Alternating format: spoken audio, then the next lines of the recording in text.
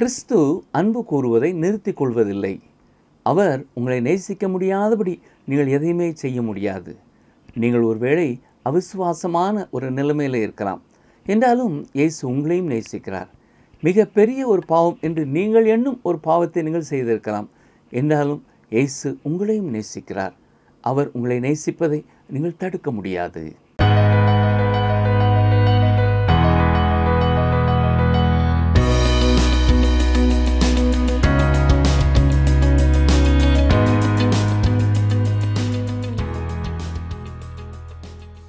வேத ஆராய்ச்சி நிகழ்ச்சிக்காக காத்திருக்கும் அன்பர்களை இயேசு கிறிஸ்துவின் ஈடு இணையற்ற நாமத்தினாலே வாழ்த்தி வரவேற்கிறோம். நாம் கடந்த பாடத்திலே 1 கொரிந்தியர் 12ஆம் அதிகாரம் 31ஆம் வசனங்கள் வரை கற்றுக்கொண்டோம். அந்த பாடத்திலே நாம் உங்களை சுற்றி இருக்கிற மற்றவர்கள் செய்ய முடியாது என்று சொல்லுகிற காரியத்தை உங்களால் செய்ய முடியும் என்றும், திருச்சபை பூர்ணமானதாக விளங்கும்படியாக பரிசுத்த ஆவியானவரே வெவ்வேறு மனிதர்களுக்கு வெவ்வேறு வரங்களை கொடுத்திருக்கிறார் என்றும் கற்றுக்கொண்டோம். மேலும் அனனியாவுக்கும் சப்பீராளுக்கும் ஒரு வரம் இருந்தது. அவர்களுடைய வரங்கள் கர்த்தருக்காக பயன்படுத்தப்படவில்லை. எனவே அவர்கள் விழுந்து மரித்தார்கள் என்றும் கற்றுக்கொண்டோம். இந்த நாளிலும் அதனைத் தொடர்ந்து 1 கொரிந்தியர் 13ஆம் அதிகாரம் 1ஆம் வசனம் முதல் 13ஆம் வசனங்கள் வரை கற்றுக்கொள்ள இருக்கிறோம். இந்த பாடத்திலே அன்புக்கு பயன்படுத்தப்பட்ட கிரேக்க வார்த்தை என்ன? தேவன் ஏன் சிலரை செல்வந்தனாகவும் சிலரை ஏழைகளாகவும் படைத்திருக்கிறார்? உங்களுடைய இருதயத்திற்கு சந்தோஷத்தை கொடுப்பது எது? நல்ல காரியங்களா கெட்ட காரியங்களா என்பதை ஆழமாக கற்றுக்கொள்ள தொடர்ந்து எங்களுடன் இணைந்திருங்கள். பிரியமான வேத ஆராய்ச்சி நேயர்களே, இன்று நாம் 1 கொரிந்தியர் 13ஆம் அதிகாரத்தை சிந்திக்கப் போகிறோம். பலர் அறிந்திருக்கிறபடி இது அன்பை குறித்து சொல்லும் ஒரு அதிகாரம். பலர் இந்த அதிகாரத்திற்கு வியாக்கியானம் கொடுக்க முற்பட்டிருக்கிறார்கள். ஆனால் முழுமையாக யாராலும் இதை விவரிக்க முடியாது. இந்த அதிகாரத்திலே அன்புக்கு பயன்படுத்தப்பட்டிருக்கிற கிரேக்க வார்த்தை அகப்பே. இந்த அன்புக்கான ஒரு விளக்கத்தை நாம் இந்த அதிகாரத்திலே பார்க்க முடியாது. சொல்லப்போனால் இந்த அதிகாரத்திலே சொல்லப்பட்டிருக்கிற அன்புக்கு ஒரு விளக்கம் கொடுக்க முடியாது. யாராவது ஒரு ரோஜா மலரை விவரிக்க முடியுமா? அல்லது ஒரு சூரிய அஸ்தமனத்தை தான் விவரிக்க முடியுமா? 1 கொரிந்தியர் 13ஆம் அதிகாரத்திலே அன்பு எப்படியெல்லாம் வெளிப்படும் என்று கூறப்பட்டிருக்கிறதே ஒழிய அன்புக்கான ஒரு விளக்கம் கொடுக்கப்படவில்லை. கிரேக்க மொழியிலே அன்பு தொடர்பான 3 வார்த்தைகள் உண்டு. ஒன்று ஈராஸ். இது பாலுறவு தொடர்பான அன்பை குறிக்கிறது. இந்த வார்த்தையை புதிய ஏற்பாட்டிலே நாம் காண முடியாது. இரண்டாவதாக ஃபிலியோ. இதுதான் சகோதர சிநேகம். புதிய ஏற்பாட்டிலே சொல்லப்பட்டிருக்கிற அன்பு என்கிற வார்த்தைக்கு தெய்வீக அன்பு என்று நாம் சொல்லலாம். இது உணர்ச்சிகளுக்கு மேலான ஒரு அன்பு, இருதயத்தின் ஆழத்தில் உண்டாகும் அன்பு. தேவன் அன்பாக இருக்கிறார் என்று சொல்லும் பொழுது இந்த வார்த்தை தான் பயன்படுத்தப்பட்டிருக்கிறது. 1 கொரிந்தியர் 13ஆம் அதிகாரத்திலே முதல் 3 வசனங்களிலே அன்பின் மதிப்பீடு குறிக்கப்பட்டிருக்கிறது. 4ஆம் வசனம் முதல் 7ஆம் வசனம் வரைக்கும் அன்பு எவ்வளவு உயர்வான கிரியைகளை செய்கிறது என்பதை பார்க்கிறோம். 8 முதல் 13ஆம் வசனம் வரை அன்பின் வெற்றியை குறித்து பார்க்கிறோம். 12ஆம் அதிகாரத்திலே தேவன் எப்படி ஒவ்வொருவருக்கும் வித்தியாசமான வரங்களை கொடுத்திருக்கிறார் என்பதை குறித்து பவுல் கூறினார். இப்பொழுது தேவன் கொடுத்திருக்கிற வரத்திற்கான வல்லமையை குறித்து இங்கே பேசுகிறார். தேவன் நமக்கு கொடுத்திருக்கிற எல்லா வரங்களையும் பயன்படுத்த நம்மை ஊக்குவிப்பது அன்பே. 1 கொரிந்தியர் 13ஆம் அதிகாரம் 1ஆம் வசனம் பாருங்கள். நான் மனுஷர் பாஷைகளையும் தூதர் பாஷைகளையும் பேசினாலும் அன்பு எனக்கு இராவிட்டால் சத்தமிடுகிற வெண்கலம் போலவும் ஓசையிடுகிற கைத்தாளம் போலவும் இருப்பேன். தூதர்களுடைய பாஷை என்று சொல்லும் பொழுது மிக மிக உயர்வான மொழிநடை என்று சொல்லலாம். எனவே அன்பற்ற உயர்வான மொழிநடை சத்தமிடுகிற வெண்கலம் போலத்தான் இருக்கிறது. அன்பற்ற வார்த்தைகள் இசையில்லா ஓசை என்று ஒருவர் கூறியிருக்கிறார். ஒரு குயிலை போல நீங்கள் பாடலாம், ஆனால் நீங்கள் உங்கள் இருதயத்திலே அன்பு இல்லாமல் அப்படி பாடுவீர்கள் என்றால் அது நரகத்திலிருந்து எழும்பும் ஓசைக்கு ஒப்பாயிருக்கிறது. நம்முடைய இருதயத்திலே நாம் அன்பின் நிறைவாய் பேசுவோம் என்றால் நம்முடைய வார்த்தைகள் உண்மை உள்ளதாகவும் ஆழம் உள்ளதாகவும் அர்த்தமுள்ளதாகவும் இருக்கும். 1 கொரிந்தியர் 13ஆம் அதிகாரம் 2ஆம் வசனம். நான் தீர்க்க தரிசன வரத்தை உடையவனாயிருந்து சகல ரகசியங்களையும் சகல அறிவையும் அறிந்தாலும் மலைகளை பேர்க்கத்தக்கதாக சகல விசுவாசமுள்ளவனாயிருந்தாலும் அன்பு எனக்கு இராவிட்டால் நான் ஒன்றுமில்லை. முதல் வசனம் இருதயத்தின் ஆழத்திலிருந்து அன்போடு நாம் பேச வேண்டும் என்பதை கற்றுக் கொடுத்தது. 2வது வசனத்திலே நாம் பார்க்கும் பொழுது அன்பானது நம்முடைய மனதின் நிறைவினாலே வெளிப்படுத்தப்பட வேண்டியதாக இருக்கிறது. நமக்கு அறிவு மட்டும் இருந்தால் போதாது, அறிவோடு அன்பும் இணைந்து செயல்பட வேண்டும். புரிந்து கொள்ளுதல் மட்டும் போதாது, புரிந்து கொள்ளுதலோடு கூட அன்பும் இணைக்கப்பட வேண்டும். இன்றைக்கு அநேக திருச்சபை மக்களுடைய வாழ்க்கையிலே வேதத்தை குறித்த அறிவு இருக்கிறது, சத்தியத்தை குறித்த புரிந்து கொள்ளுதல் இருக்கிறது, ஆனால் அங்கே அன்பு இல்லை. எனவேதான் ஒருவரை குறித்து ஒருவர் குறை பேசுவதும் மக்களுடைய இருதயங்களிலே கசப்பும் பகை உணர்வும் எப்பொழுதும் தங்கி இருக்கிறதுமாய் இருக்கிறது. எனவே அறிவோடு கூட அன்பு நிறைந்தவர்களாய் நாம் இருக்க வேண்டும்.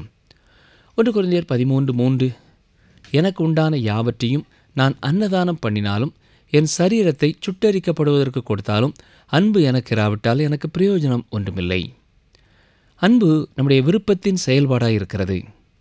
அன்பு செயல்படும் பொழுது அங்கே இருதயம் அதிலே பங்கு பெறுகிறது, நம்முடைய மனது பங்கு பெறுகிறது, நம்முடைய விருப்பம் பங்கு பெறுகிறது. அன்பு பரிசுத்த ஆவியானவரின் கனி. மேலான வரங்களை நாம் நாட வேண்டும் என்று அவர் கூறினாலும் எல்லா வரங்களும் அன்பினாலேயே செயல்படுத்தப்பட வேண்டும். பரிசுத்த ஆவியானவர் மட்டுமே அவ்வாறு செயல்பட நம்மை வழி நடத்த முடியும். நான் சொல்வதை ஒரு தாளிலே எழுதி பாருங்கள். சிறந்த மொழிநடை என்பது 0. தீர்க்க தரிசனம் மட்டும் இருந்தால் அது அடுத்த 0. அறிவு மட்டும் இருந்தாலும் அதுவும் அடுத்த 0. விசுவாசம் இருந்தால் அது அதற்கு அடுத்த 0. தியாகம் மட்டும் இருந்தாலும் அதுவும் வெறும் 0 தான். இரத்த சாட்சியாக மரித்தாலும் கூட அதுவும் 0மே. இப்பொழுது நீங்கள் போட்ட அந்த 6 பூஜ்ஜியங்களுக்கும் எந்த விதமான மதிப்பும் இல்லை. ஆனால் இப்பொழுது அந்த பூஜ்ஜியங்களுக்கு இடது பக்கத்திலே ஒன்றை போடுவீர்கள் என்றால் அந்த பூஜ்ஜியங்களுக்கு எல்லாம் ஒரு மதிப்பீடு கிடைக்கிறது. எனவே பிரியமானவர்களே, எந்த ஒரு வரத்தோடும் இணைந்து செயல்படுத்தப்பட வேண்டியது அன்பு. அன்பு இல்லை என்றால் எப்படிப்பட்ட வரம் உங்களுக்கு இருந்தாலும் அதில் பிரயோஜனம் இல்லை. 1 கொரிந்தியர் 13:4 பாருங்கள். அன்பு நீடிய சாந்தமும் தயவும் உள்ளது. அன்புக்கு பொறாமை இல்லை. அன்பு தன்னை புகழாது, இருமாப்பாயிராது. தயவு இல்லாமல் அன்பு பாராட்ட முடியாது. தயவு இல்லாத ஒரு அன்பு என்றால் வெப்பமில்லாத தீக்கு சமானம். பவுல் அப்போஸ்தலன் இதை குறித்து மற்றொரு இடத்திலே சொல்லும் பொழுது இவ்வாறு எழுதியிருக்கிறார். பாருங்கள், எபேசியர் 4:32 ஒருவருக்கொருவர் தயவாயும் மன உருக்கமாயும் இருந்து கிறிஸ்துவுக்குள் தேவன் உங்களுக்கு மன்னித்தது போல நீங்களும் ஒருவருக்கொருவர் மன்னியுங்கள். இது நேர்மறையான ஒரு பகுதி. இதன் எதிர்மறையான ஒரு பகுதியை பாருங்கள். அன்புக்கு பொறாமை இல்லை. அன்பு எதை குறித்தும் பொறாமைப்படாது. அன்பு தனக்குரியவைகளை குறித்து திருப்தி உள்ளதாயிருக்கும். வாழ்க்கையானது உலகத்தில் எல்லாருக்கும் சரி சமமானதாக இல்லை. சிலர் பணக்காரராக இருக்கிறார்கள், சிலர் ஏழைகளாக இருக்கிறார்கள். சில கிறிஸ்தவர்களும் கூட தேவன் ஏன் சிலரை செல்வந்தர்களாகவும் சிலரை ஏழைகளாகவும் படைத்திருக்கிறார் என்று கேட்பார்கள். அன்பானது உலகத்திலே சமநிலை இல்லை என்பதை உணர்ந்து கொள்கிறது. அன்பு தனக்குரியவைகளை குறித்து திருப்தி உள்ளதாக இருக்கிறது. முதல் உலகத்திலே நடைபெற்ற கொலையை குறித்து ஞாபகம் இருக்கிறதா? காயின் ஆபேலை கொண்ட பொழுது அதற்கு காரணம் பொறாமை. யோவான் ஸ்நானனுடைய வாழ்க்கையிலே யோவான் 3:30 நாம் பார்க்கிறது போல அவர் பெருகவும் நான் சிறுகவும் வேண்டும் என்றார். அது ஒரு முன்மாதிரியான அன்பு. ஒவ்வொருவருக்கும் தேவன் ஒவ்வொரு விதமான ஊழியங்களை கொடுத்திருக்கிறார். எனவே ஊழியர்களும் ஒருவரை குறித்து ஒருவர் பொறாமை கொள்ள வேண்டிய அவசியமில்லை. அப்படி பொறாமையான எண்ணம் யாருக்காவது இருக்குமென்றால் அங்கே அடிப்படை அன்பு இல்லை. இயேசு கிறிஸ்து பேதுருவினிடத்தில் பேசிய வார்த்தைகள் ஞாபகத்தில் இருக்கிறதா? யோவான் 21:22 பாருங்கள். அதற்கு இயேசு, நான் வரும் அளவும் இவன் இருக்க எனக்கு சித்தமானால் உனக்கென்ன, நீ என்னை பின்பற்றி வா என்றார். எந்த பொறாமையும் இல்லாமல் மற்றொருவரை நேசித்தவன்தான் யோனத்தான். அரியணைக்கு அடுத்து வர வேண்டிய ஒரு இளவரசனாய் இருந்தாலும் தாவீதின் மேலே எள்ளளவும் அவனுக்கு பொறாமை உண்டாகவில்லை. அடுத்ததாக, அன்பு தன்னைத்தானே புகழாது. நாம் மற்றவர்கள் மேலே அக்கறை உள்ளவர்களாக இருப்போம் என்றால் நம்மை குறித்து நாமே பெருமையாய் பேச மாட்டோம்.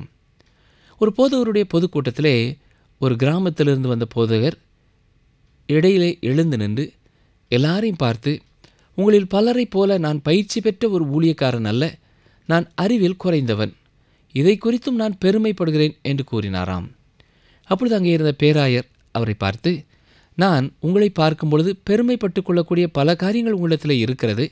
ஆனால் அருமையான இளைஞனே, உங்கள் அறியாமையை குறித்து கூட நீங்கள் பெருமை பாராட்டுவது ஆபத்தானது என்று கூறினாராம். ஆம், அன்பானது தன்னைத்தானே புகழாது. மட்டுமல்ல, அன்பானது இருமாப்பாயிராது. அவன் சொல்லி நான் என்ன கேட்க, அவள் சொல்லி நான் எப்படி செய்வது? அவள் என்னிடத்திலே மன்னிப்பு கேட்டால் நான் மன்னிப்பேன் என்று பேசும் வார்த்தைகள் இருமாப்பை வெளிப்படுத்துகிறது. 1 கொரிந்தியர் 13:5 பாருங்கள். அயோக்கியமானதை செய்யாது, தற்பொழிவை நாடாது, சினமடையாது, தீங்கு நினையாது. அன்பு வினோதமாக செயல்படாது. பேதுரு எழுதின 1வது நிருபத்திலே விசுவாசிகள் வித்தியாசமானவர்கள் என்று அழைக்கப்பட்டிருக்கிறார்கள். ஆனால் அவர்கள் வினோதமாக நடந்து கொள்கிறதில்லை. நம்முடைய நடத்தை கரிசனை நிறைந்ததாய் இருக்க வேண்டும். கடுமையானவர்களாய் நாம் இருக்கக்கூடாது. வினோதமான ஜனங்களைப் போல நாம் நடந்து கொள்ளக்கூடாது. மற்றவர்களை மதிக்கிறவர்களாக, மரியாதை கொடுக்கிறவர்களாக வாழ வேண்டும். ஆம் பிரியமானவர்களே, அன்பு அயோக்கியமானதை செய்யாது. அது மட்டுமல்ல, அன்பு தற்பொழிவை நாடாது. எந்த ஒரு காரியத்தை நம்முடைய வாழ்க்கையில் நாம் செய்யும் பொழுதும் why I do what I do என்று எண்ணி பார்க்க வேண்டும். அதாவது, இந்த காரியத்தை நான் செய்கிறேனே, ஏன் இந்த காரியத்தை நான் செய்கிறேன் என்று எண்ணி பார்க்க வேண்டும். இயேசு கிறிஸ்துவின் மேலுள்ள அன்பினாலே இந்த காரியத்தை நான் செய்கிறேனா, அல்லது வேறு எந்த எதிர்பார்ப்புடனும் இதை நான் செய்கிறேனா என்று நம்மை நாமே ஆராய்ந்து பார்க்க வேண்டும். அடுத்ததாக, அன்பு சினமடையாது. சினமடையாது என்று சொல்லும் பொழுது காரணம் இல்லாமல் சின்ன சின்ன காரியங்களுக்கும் புரிந்து கொள்ளுதல் இல்லாமல் எரிச்சல் அடையாது. இவ்வாறு கூறுவதனாலே நாம் நேசிக்கிற ஒருவர் தவறான காரியத்தை செய்யும் பொழுது நமக்கு சினம் வராது என்று நான் சொல்லவில்லை. எருசலேம் தேவாலயத்தை அன்றைய யூதர்கள் கள்ளர் கொகையை ஆக்கிய பொழுது இயேசு கிறிஸ்து சினமடைந்தார். அதே இயேசு கிறிஸ்து எருசலேம் நகரத்தை பார்த்து அன்பினாலே கண்ணீர் விட்டு அழுதார். இதை நாம் மறந்து போகக்கூடாது. அன்பு தீங்கு நினையாது. ஒருவரை குறித்து ஒருவரிடத்திலே குறைவாக பேசுகிறவர்களுக்கு அன்பு இல்லை என்பதை நாம் புரிந்து கொள்ளலாம். உண்மையான அன்பு இருக்கும் ஒருவரிடத்திலே உள்ள குறையை குறித்து அவர்களிடத்திலேயே நேரடியாக பேசக்கூடியவர்களாக இருப்பார்கள், பின்னாலே பேச மாட்டார்கள். 1 கொரிந்தியர் 13:6 அநியாயத்தில் சந்தோஷப்படாமல் சத்தியத்தில் சந்தோஷப்படும். அன்பு அநியாயத்திலே சந்தோஷப்படாது. அருமையானவர்களே, உங்களுடைய இருதயத்திற்கு சந்தோஷத்தை கொடுப்பது எது? நல்ல காரியங்களா, கெட்ட காரியங்களா? யாரை குறித்தாவது தீமையான காரியங்களை நீங்கள் கேள்விப்படும் பொழுது உங்களுடைய உள்ளத்திலே சந்தோஷம் உண்டாகிறதா? குறிப்பாக உங்களை எதிர்க்கிற ஒருவரை குறித்தோ அல்லது நீங்கள் விரும்பாத ஒருவரை குறித்தோ தீமையான ஒரு காரியத்தை நீங்கள் கேள்விப்படும் பொழுது உங்களுக்குள்ளே மகிழ்ச்சி உண்டாகும் என்றால் உங்களுடைய இருதயத்திலே அன்பு இல்லை. 1 கொரிந்தியர் 13:7 சகலத்தையும் தாங்கும், சகலத்தையும் விசுவாசிக்கும், சகலத்தையும் நம்பும், சகலத்தையும் சகிக்கும். அன்பு சகலத்தையும் தாங்கும் என்று சொல்லும் பொழுது அது பாதுகாவலை குறிக்கிறதா இருக்கிறது, கரிசனையை குறிக்கிறதா இருக்கிறது. மற்றவர்களை குறித்த ஒரு கரிசனை, மற்றவர்கள் பாதிக்கப்படக்கூடாது என்ற எண்ணம் அன்புக்கு உண்டு. அன்பு சகலத்தையும் விசுவாசிக்கும் என்று சொல்லும் பொழுது அது முட்டாள்தனமாக எல்லாவற்றையும் நம்பும் என்பது அல்ல. யாரை குறித்தும் சந்தேகம் கொள்ளாது. எதற்கெடுத்தாலும் சந்தேகம், யாரை பார்த்தாலும் சந்தேகம் என்றால் அங்கே அன்பு இல்லை. அது மட்டுமல்ல, அன்பு சகலத்தையும் நம்பும். இது உயர்வான ஒரு அன்பு. அன்பு சகலத்தையும் சகிக்கும். சோதிக்கப்படும் பொழுதும் பரிசோதிக்கப்படும் பொழுதும் அன்பு உறுதியானதாக இருக்கும். அன்பு என்ற வார்த்தைக்கு விளக்கம் கொடுக்க முடியாவிட்டாலும் அன்பின் குணநலன்கள் மிக தெளிவாக இங்கே சொல்லப்பட்டிருக்கின்றன. அன்புக்கு செயல் வடிவம்தான் கொடுக்க முடியும். அன்பின் வெற்றியை குறித்து 8 முதல் நாம் பார்க்கிறோம். கவனிங்கள். 1 கொரிந்தியர் 13:8 அன்பு ஒரு காலம் ஒழியாது. தீர்க்க தரிசனங்களானாலும் ஒளிந்து போம், அந்நிய பாஷைகளானாலும் ஓய்ந்து போம், அறிவானாலும் ஒளிந்து போம், அன்பு ஒரு காலம் ஒழியாது. இந்த காரணத்தினாலே தான் 13ஆம் அதிகாரத்தின் கடைசியிலே சொல்லும் பொழுது விசுவாசம், நம்பிக்கை, அன்பு இம்மூன்றும் நிலைத்திருக்கிறது, இவைகளில் அன்பே பெரியது என்று சொல்கிறார். ஆம், அது நித்தியமானது. அன்பிற்கு மரணமில்லை. அன்பு தோல்வி காண்கிறதில்லை. அன்பு ஏமாற்றம் அடைகிறதில்லை. பாலுறவு தொடர்பான அன்பானது வைக்கோல் எரிந்து அணைவதைப் போல சீக்கிரம் எரிந்து அணைந்து போகிறது. இந்த காரணத்தினாலே தான் இன்று அநேக விவாகரத்துகள் நடைபெறுகின்றன. உண்மையான அன்பு நிலையானது, அது நித்தியமானது. தேவனுடைய அன்பு அப்படிப்பட்ட ஒரு அன்பு. இது எத்தனை அருமையானது இல்லையா? காலத்தை தாண்டி, இடத்தை தாண்டி அது நித்தியமாயிருக்கிறது. கிறிஸ்து அன்பு கூறுவதை நிறுத்திக் கொள்ளவில்லை. அவர் உங்களை நேசிப்பதை தடுக்கும்படியாக நீங்கள் எதையுமே செய்ய முடியாது. எந்த ஒரு பாவியுமே மன்னிக்கப்பட முடியாத ஒரு பாவத்தை செய்யவில்லை. நீங்கள் ஒருவேளை அவிசுவாசமான ஒரு நிலையிலே இருக்கலாம். என்றாலும் இயேசு உங்களையும் நேசிக்கிறார். மிகப்பெரிய பாவம் என்று நீங்கள் எண்ணும் ஒரு பாவத்தை நீங்கள் செய்திருக்கலாம். என்றாலும் இயேசு உங்களை நேசிக்கிறார். அவர் உங்களை நேசிப்பதை நீங்கள் தடுக்க முடியாது. மழை உங்கள் மேல் பெய்யாதபடி நீங்கள் ஒரு குடையை பிடிக்கலாம். ஆனால் மழையை நீங்கள் நிறுத்த முடியாது. தேவன் உங்களை நேசிக்க மாட்டார் என்று சிறு பிள்ளைகளிடத்திலேயும் நீங்கள் சொல்வது மிகவும் தவறு பிரியமானவர்களே. சில சிறு பிள்ளைகள் தவறு செய்யும் பொழுது பெரியவர்கள் இயேசு உன்மேலே கோபப்படுவார், அவர் உன்னை நேசிக்க மாட்டார் என்று சொல்வார்கள். தீர்க்க தரிசனம் சொல்லுதல் குறை உள்ளது. ஆனால் அது குறிப்பிட்ட காலத்திலே நிறைவடைந்து முடிந்துவிடும். அதற்கு பின்னர் அது சரித்திரமாகத்தான் இருக்குமே ஒழிய தீர்க்க தரிசனமாக இருக்காது. பலவிதமான பாஷைகளிலே பேசுவதும் முடிவடைந்துவிடும். அறிவு ஒளிந்து போய்விடும். ஒரு காலத்திலே மிக உன்னதமான கண்டுபிடிப்பு என்று சொல்லப்பட்டது, இப்பொழுது தவறு என்று சொல்லப்படுகிறது. இன்றைய விஞ்ஞானம் நாளைய விஞ்ஞானத்தினாலே அகற்றப்படுகிறது. அறிவு வளர்ந்து கொண்டே செல்வதென்றாலும் அதுவும் ஒளிந்து போய்விடும். 1 கொரிந்தியர் 13 முதல் 12 வரை பாருங்கள். நம்முடைய அறிவு குறைவுள்ளது. நாம் தீர்க்க தரிசனம் சொல்லுதலும் குறைவுள்ளது. நிறைவானது வரும்போது குறைவானது ஒளிந்து போம். நான் குழந்தையாய் இருந்தபோது குழந்தையைப் போல பேசினேன், குழந்தையைப் போல சிந்தித்தேன், குழந்தையைப் போல யோசித்தேன். நான் புருஷனான போதோ குழந்தை கேட்டவைகளை ஒழித்து விட்டேன். இப்பொழுது கண்ணாடியிலே நிழலாட்டமாய் பார்க்கிறோம், அப்பொழுது முகமுகமாய் பார்ப்போம். இப்பொழுது நான் குறைந்த அறிவுள்ளவன், அப்பொழுது நான் அறியப்பட்டிருக்கிறபடியே அறிந்து கொள்வேன். இன்றைக்கு அநேகர் கேட்கிற ஒரு கேள்வி என்னவென்றால், பரலோகத்திலே நான் நேசித்தவர்களை கண்டுகொள்ள முடியுமா என்பதுதான். நிச்சயமாக பிரியமானவர்களே, அதற்கான வேதாகம அத்தாட்சி என்ன என்று ஒருவேளை நீங்கள் கேட்கலாம். கவனித்தீர்களா? இப்பொழுது நாம் கண்ணாடியிலே நிழலாட்டமாய் பார்க்கிறோம், அப்பொழுது முகமாய் பார்ப்போம். உங்களிலே பலர் என்னை கண்டதில்லை. உண்மையாகவே என்னை பார்த்திருக்கிறவர்களுக்கும் என்னை தெரியாது. உங்களிலேயும் சிலரை நான் சந்தித்திருந்தாலும் உங்களை எனக்கு பூரணமாக தெரியாது. அப்பொழுது அறிந்து கொள்ள வேண்டியபடி அறிந்து கொள்வேன்.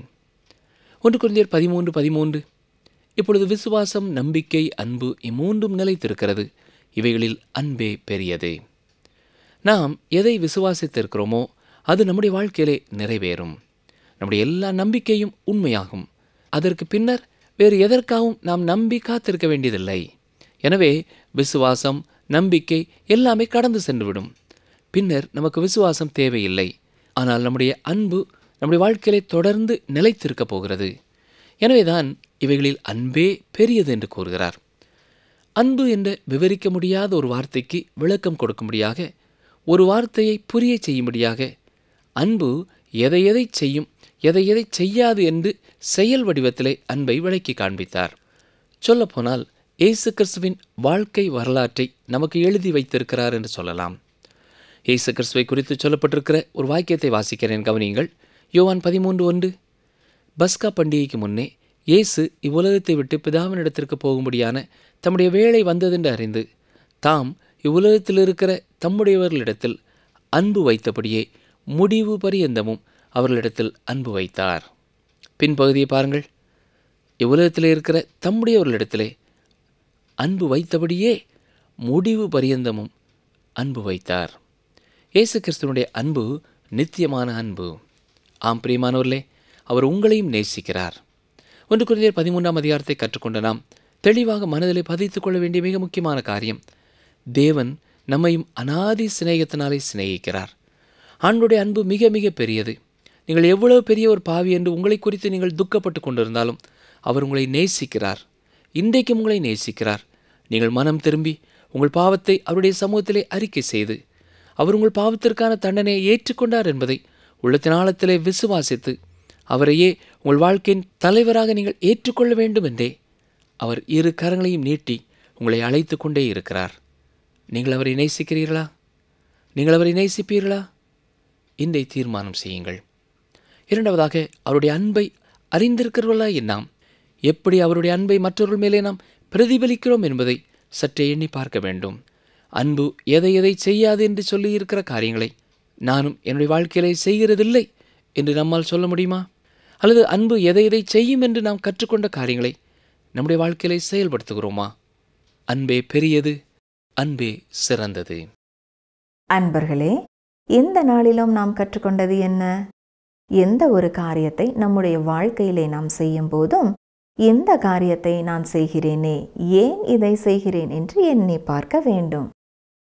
உங்களை எதிர்க்கிற ஒருவரை குறித்தோ அல்லது நீங்கள் விரும்பாத ஒருவரை குறித்தோ தீமையான ஒரு காரியத்தை நீங்கள் கேள்விப்படும் போது உங்களுக்குள்ளே மகிழ்ச்சி உண்டாகும் என்றால் உங்களுடைய இருதயத்திலே அன்பு இல்லை. நீங்கள் ஒருவேளை அவிசுவாசமான ஒரு நிலையிலே இருக்கலாம் என்றாலும் இயேசு உங்களையும் நேசிக்கிறார். மிக பெரிய பாவம் என்று நீங்கள் எண்ணும் ஒரு பாவத்தை நீங்கள் செய்திருக்கலாம் என்றாலும் இயேசு உங்களை நேசிக்கிறார். அவர் உங்களை நேசிப்பதை நீங்கள் தடுக்க முடியாது. மழை உங்கள் மேல் பெய்யாதபடி நீங்கள் ஒரு குடையை பிடிக்கலாம், ஆனால் மழையை நீங்கள் நிறுத்த முடியாது. மீண்டும் அடுத்த நிகழ்ச்சியிலே சந்திப்போம். கர்த்தர் உங்களை ஆசீர்வதிப்பாராக. என் தேவன் தம்முடைய ஐசுவரியத்தின்படி உங்கள் குறைவையெல்லாம் கிறிஸ்து இயேசுவுக்குள் மகிமையிலே நிறைவாக்குவார். பிலிப்பியர் 4:19.